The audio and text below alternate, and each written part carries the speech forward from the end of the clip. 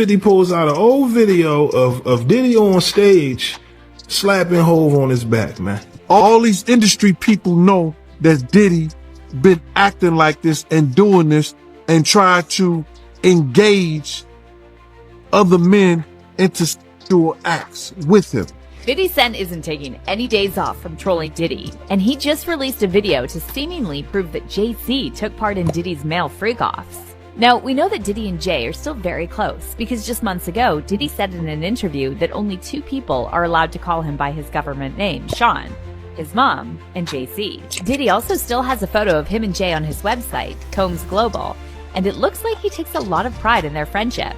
But is 50 Cent now implying that Diddy and Jay were more than friends at some point? Or is Jay staying silent on Diddy allegations because his closet is also full of skeletons? Let's get into it. He feel like he's more.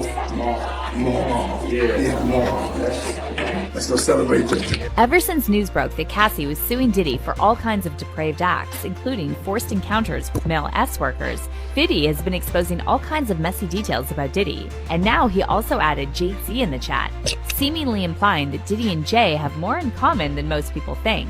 Now, 50 Cent and Jay-Z have been at odds for more than 2 decades, and at one point, 50 even accused Jay of buying his way to the top. Let them be fooled in America and think there's a competition there, because America can be purchased.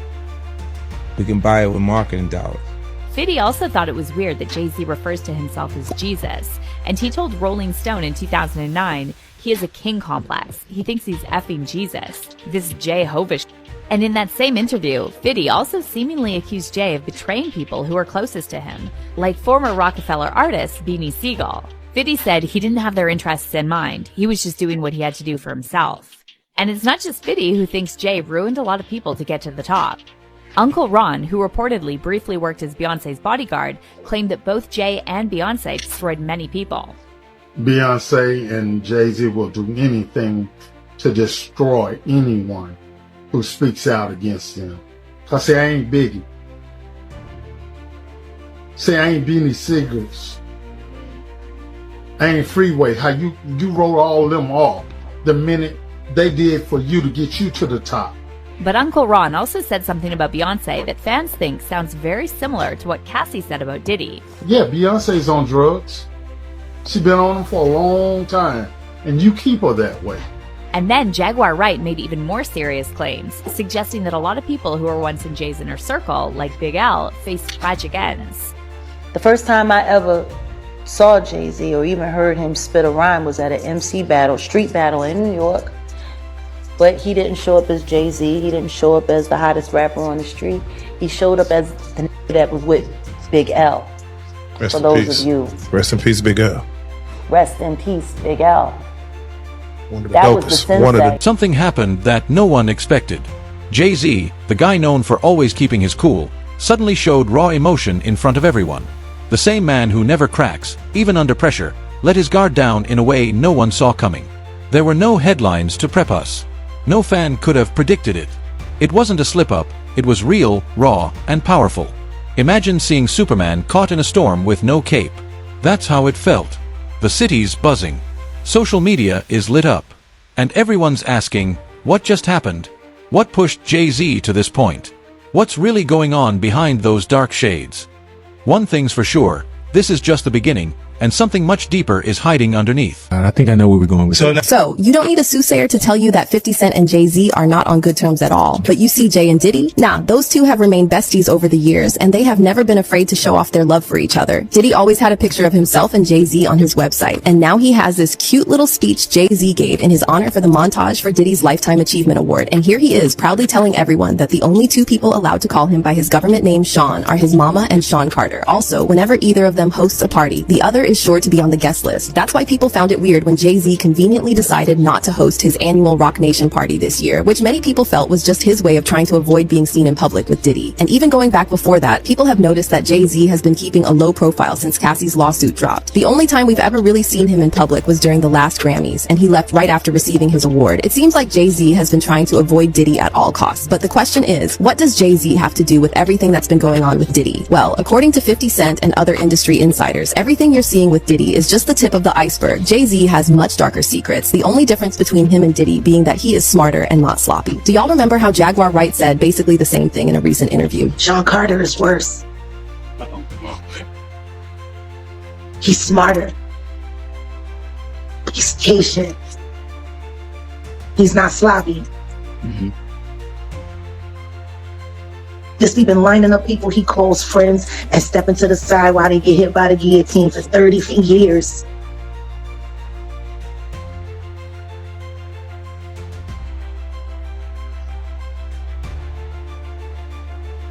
He's fucking worse. Jaguar has actually been on Jay-Z's case for a long time because she believes he is one of the most dangerous people in the industry. A couple years ago, she did an interview where she talked about how Jay-Z and R. Kelly share the same dark history, even down to girlfriends. And when you think about it, Jay did allegedly have something weird going on with Aaliyah, and this was confirmed by Dame Dash in an interview where he talked about how he felt betrayed when Jay-Z started going after Aaliyah. Also, isn't it super creepy that Jay-Z knew about all the things R. Kelly was doing with Aaliyah, but also with all them other girls and women that were working on him and still did a whole album and tour with him? Jay-Z certainly has a very interesting style of picking his... The best? Jay-Z. Good business. Say hypothetically it was 50 Cent #1, then who? Would it be Jay after that? Probably not.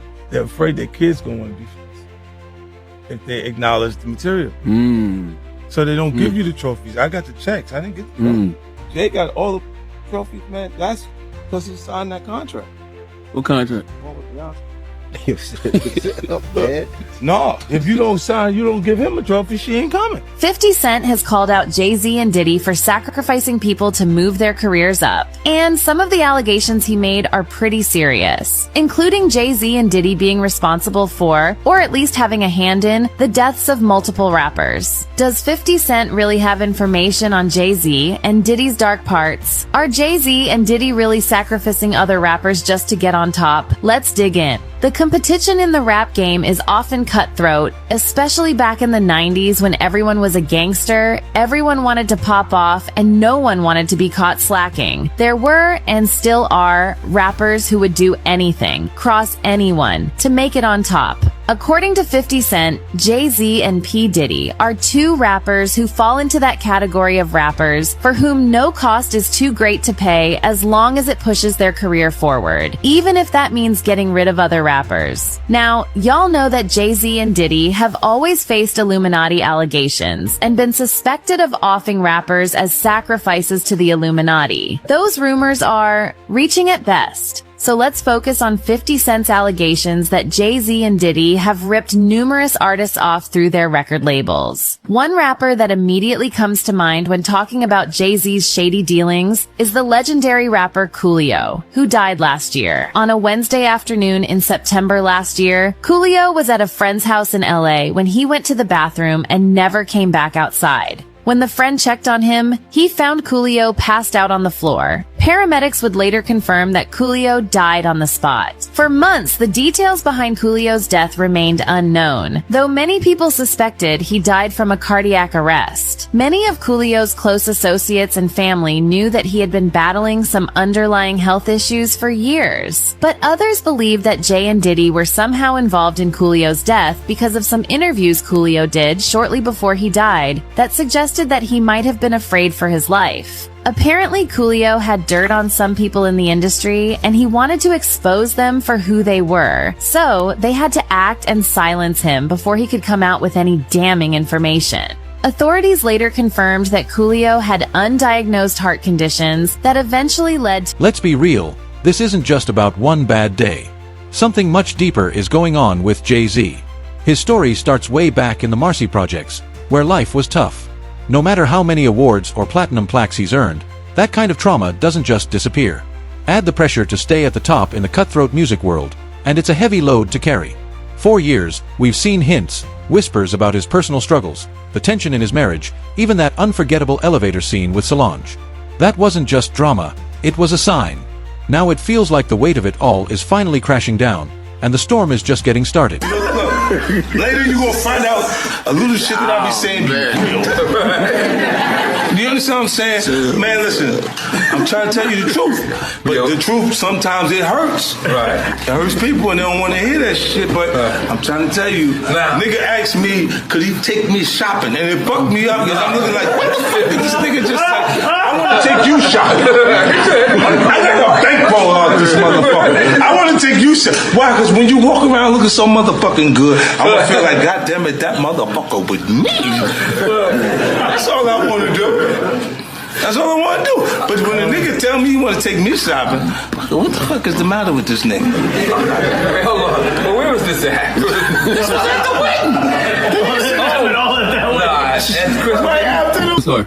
Tell him the story. So we talking about rumors, right? And we, when you Google his name, there's a rumor that pops up that he was Diddy's boy toy. Oh shit! Right? Wait, so this is so Charlamagne said it's not true, but I told after he bought up this stuff with you, I said, you know what 50 gonna say when he meets you? Oh no, I didn't know that was going on. You know, I can't wait to run into him again. What you gonna say to him? Hope he was playing with your booty in Miami. You know what 50 gonna say to you when he sees you? What? I heard Diddy touch your butt. Yeah. Wait till I see him. Wait till I see him. I'll be like, yo.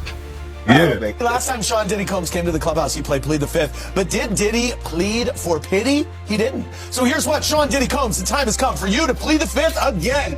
I have 3 much harder questions.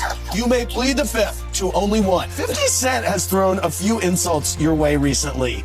Called you a fruit boot biscuit, among other things. Have you talked to him about this? And why do you think he's throwing insults at you? he loves me. He loves you? He loves me. And so it's out of love? I mean, or some insecurities. Too good? But yeah, I don't take it seriously. It's nothing like that. Yeah. It's not really a big deal to me. It doesn't affect my life. Stevie J first came to Bad Boy after they left Uptown Records and everything like that. And Stevie J and Puff fell out real bad over producer credits and the whole 9 yards. But Stevie J didn't F with him until Love and Hip Hop. When Stevie J went to Love and Hip Hop and he became famous from that, Puff called him over there and they had a meeting. And I guess they rekindled their friendship. Because I used to bodyguard Stevie J. And, go to different clubs. I got pictures and everything. Stevie J didn't mess with Puff. Then Stevie J went on TMZ and was speaking up on behalf of Diddy. Now, if anybody I want speaking up on behalf of me, or I had anybody speaking up on my behalf, it wouldn't be Stevie J. You understand? I don't think that an individual of his caliber is capable or can be trusted in a way that I would like for him based on his actions on television. And the infamous words of one of the world's greatest comedians, Richard Pryor, cocaine. Now, let's talk about Beyoncé, because her life isn't the perfect fairy tale either. Being married to a music icon sounds like a dream, but behind the glitz is non-stop pressure. Juggling fame, family, business, and public image while raising 3 kids is no small task.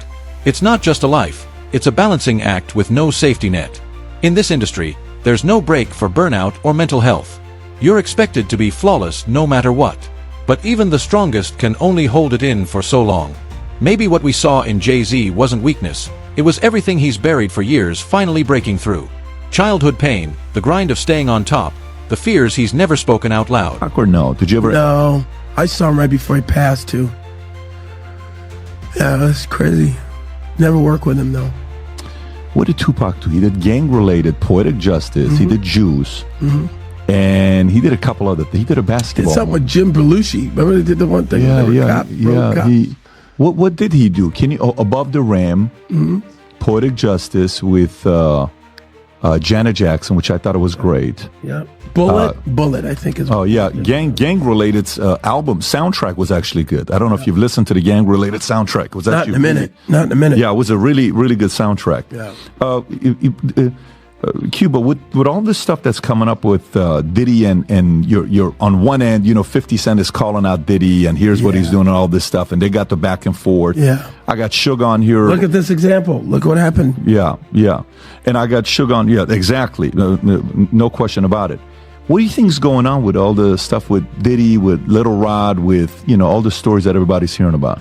You mean in terms of what? I mean, you know, raiding his, you know, his house being raided. I mean, that's crazy. That's the craziest thing I'd ever.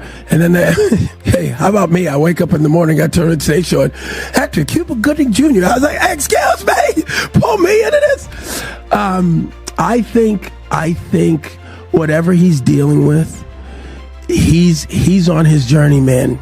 I think that God has got him on a path where I can't imagine that he's stupid enough to do whatever he's doing and keep it on his premises. I think that the raid and all of that stuff, only time will tell who was involved, who had been a frequent guest in these places and areas. It's funny because my lawyers said, you know, every outlet in the world wants to talk to you. And again, I'm like, I'm not defining myself from some headline in the press. So I stayed quiet. And it's so funny. So I'll tell you a little story about who my girlfriend is. She gave Robert De Niro 3 grandkids. Her name is Claudine De Niro. She married his son, Raphael. They separated. We've been together for a while. But she, at one point, ran Naomi Campbell's publicity. She, at one point, ran P. Diddy's publicity right when he started doing the white party thing. Mm-hmm. He had just gotten freed from indictment, found not guilty. Did he? And he said to her, I'm going to die running with these niggas, man. I need you to help me with the white folks and the switch. And so she helped cultivate his new image. So they had a friendship for years. But I had never met him till probably 2019-20. And maybe, just maybe, this breakdown was exactly what Jay-Z needed. Sometimes you've got to fall apart to figure out the next step. Behind those signature shades are years of stories, stress, and maybe even secrets we've never heard. But don't get it twisted, this isn't the end. This could be the turning point, the reset, the start of a powerful new chapter. Because when legends fall, the world stops. But when they rise again, that's when they become unstoppable.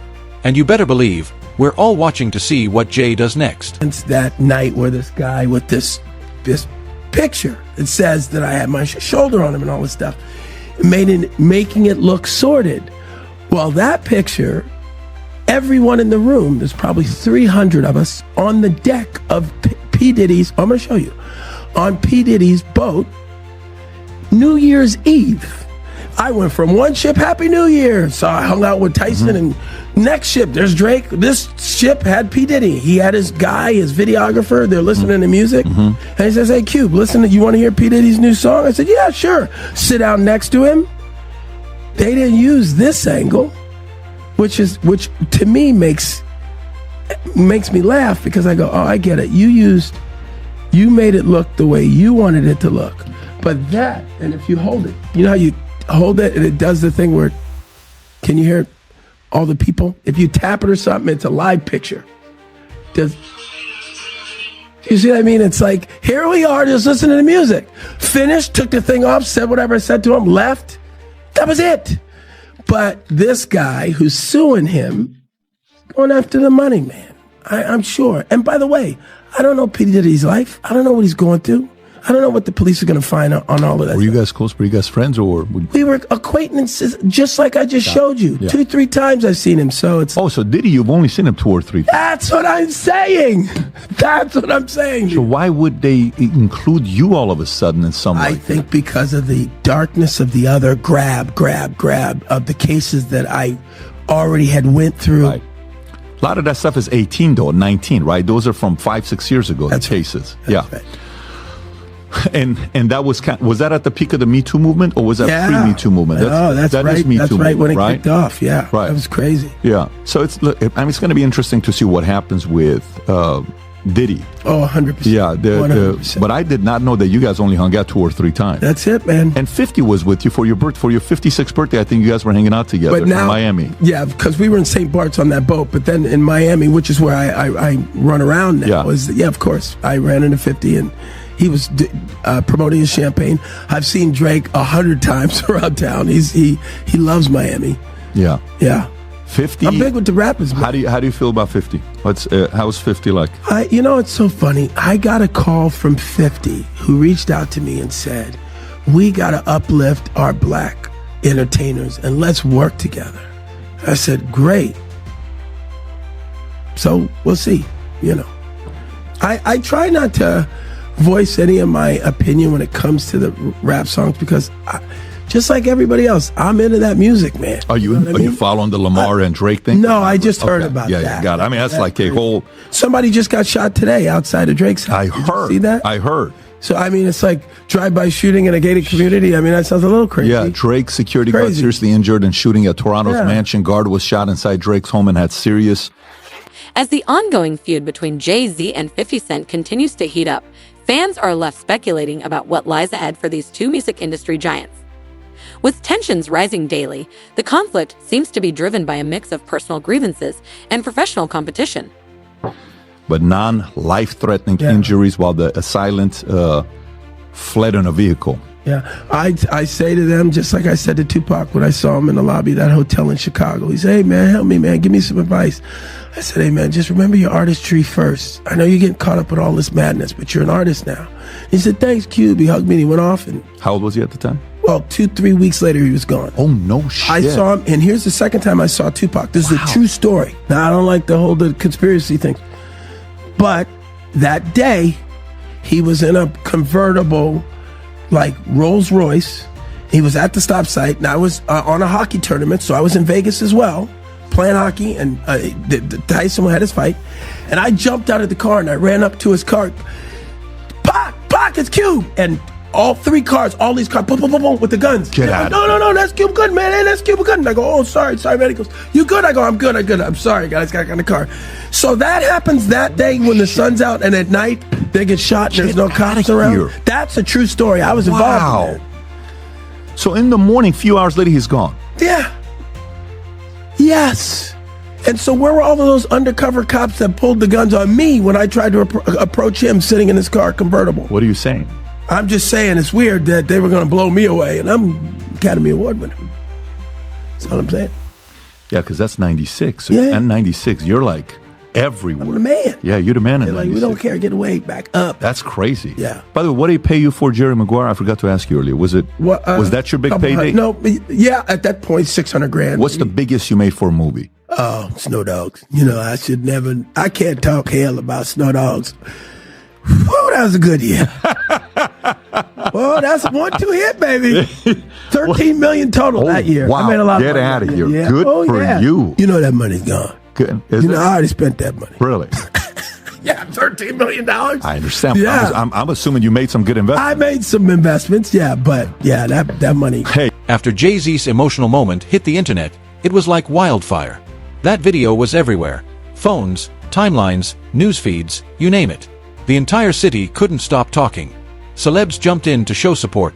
Diddy, Rihanna, and more. Twitter was in overdrive. Instagram exploded. TikTok was flooded. Some fans were heartbroken, others skeptical, calling it staged. But whether you believed it or not, you couldn't look away. The whole world was locked in, hooked on what just happened. That she knew someone that went through Jimmy Hinchman proffer agreement for a drug case. And the proffer agreement revealed that Jimmy Hinchman, he could have walked away if he would have given up Diddy. What she mean by that? Well, what happened is that they had 9 different sessions with Jimmy Hinchman regarding his proffer agreement. So that means the feds went in there 9 different times to talk to him. And in those sessions, they asked him, what do you know about Sean Puffy Combs or Sean Diddy Combs? I don't think it was Puffy at that time. It wasn't Diddy at the time. But what do you know about Sean John Puffy Combs having sex with underage boy? And you got to realize, and people never think about this, that Jimmy and his brother, I think they had the same charges. But his brother walked away from that, and Jimmy gets life without the possibility of parole, I think. which is crazy for any drug charge. Nobody should spend their life in jail for drug charges and just drug charges. But I think they try to tie him to some murders or something like that. I don't know that to be for sure, but he shouldn't spend his life in jail for no drug charges, not at all. So, but they was gonna let him walk. If he'd have probably had to for that proffer agreement, they probably let him walk. If he had any information regarding Puff having sex with underage boys, that the feds asked him in 2011. In 2011, brother. So what did the feds know? Because the feds not coming there unless somebody made a report or somebody made some allegations against Puff in 2011 to ask a friend of his, Jimmy Henchman, what do you know about that? But for them to ask him about that, it had to be more than a rumor. Somebody made a complaint somewhere. And the feds got hold to that complaint. Now they're going to investigate that complaint when they get people under the barrel, like they had Jimmy Henchman. That's why they asked him. If he did know information, right, why you think he didn't tell?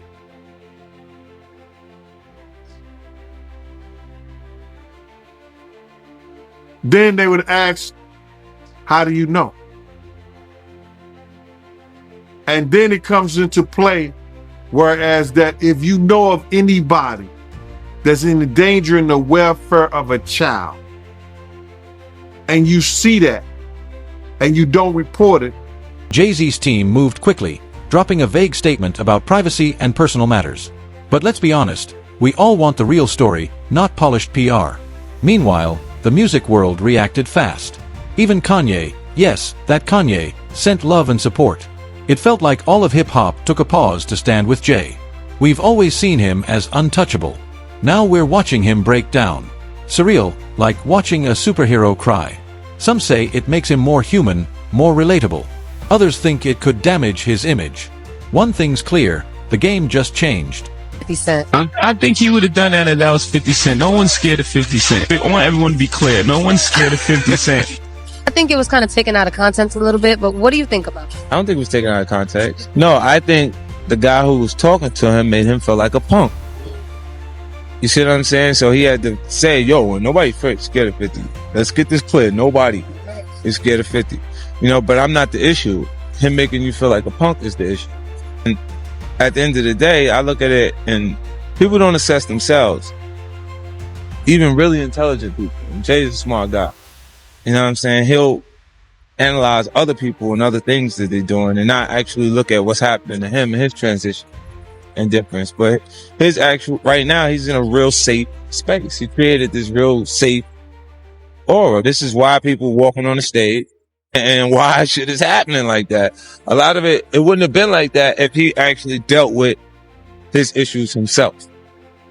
See, he's a Leviticus. When Cam Alicia is supposed to be doing a song again at the AMAs, but they're gonna have like 20 security members on the stage making sure nobody bum rushes. Everyone wasn't.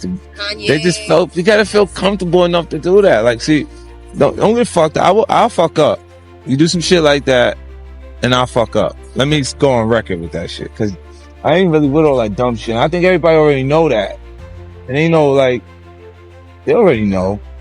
Especially when I walked up there, no matter how hot your record is, she'd enjoyed that shit from the seat, like everybody else. Like, yo, yeah. Yeah, you wouldn't have walked up there, you know fucking better. Like, it's not that comfortable when I'm around.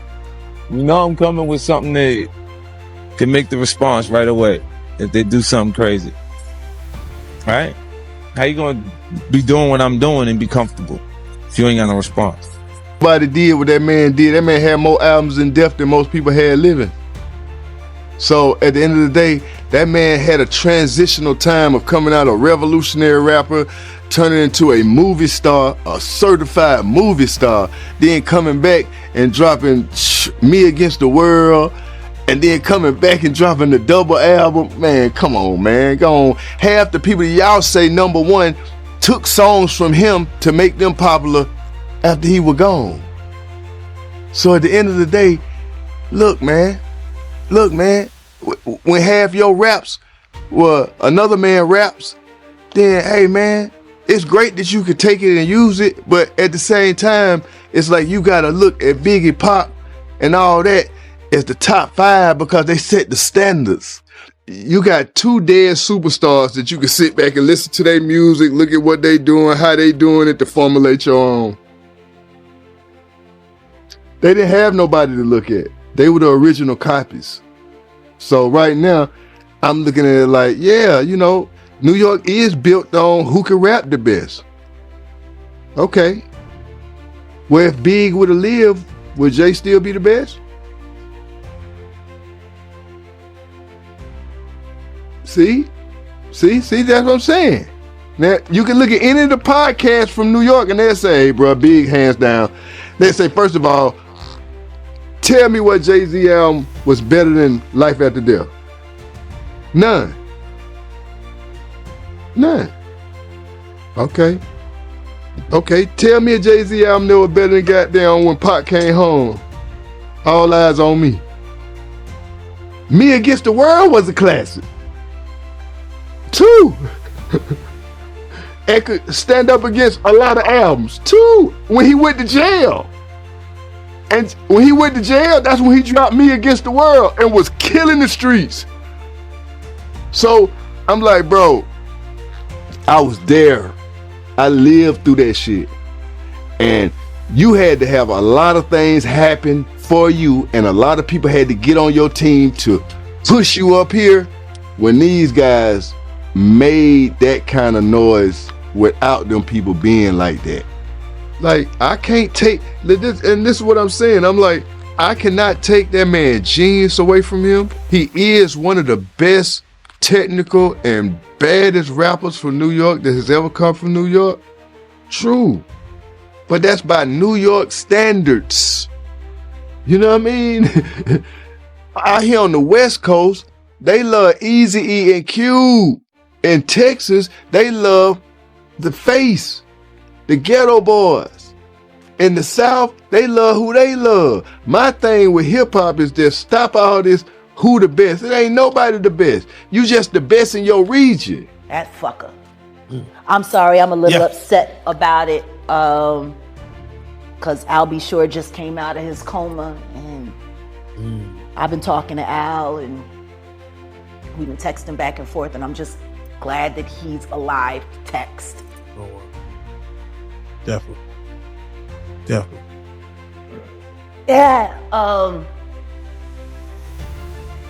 But when you think about Kim, I was thinking to myself the other day, Uptown Records started with 5 people. Andre Harrell, Al B. Sure, Heavy D, and Puffy.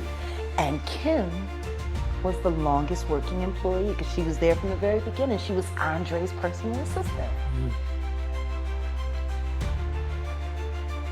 Kim is dead. Heavy D is dead. Andre Harrell is dead. The only 2 left are Puffy and Al almost died. Isn't that interesting? That is interesting. Heavy D was found dead, face down in the heart attack. Andre Harrell, heart attack. Kim died from pneumonia, but there's the first coroner's report that said that she died. It was ruled a homicide, and they found toxins in her body to prove that she had been poisoned. You know, they have poisons that create heart attack and pneumonia-like symptoms. And then right after that, Al had a meeting, and I was going to meet up with him because we were in Vegas. And then the next thing you know, You want to know what they all had in common, though? The survivors and the late of Uptown Records, they were all writing tell-all books. Andre was writing a book right before he died. Heavy D was working on a book before he died. Kim Porter was working on a book before she died. And Al B. Sure was working on the documentary of his life. And then he goes into a coma. Has Puffy ever been in a coma? Has anything happened to him? He must be the luckiest motherfucker, because it seems like everybody that worked at Uptown Records from the very beginning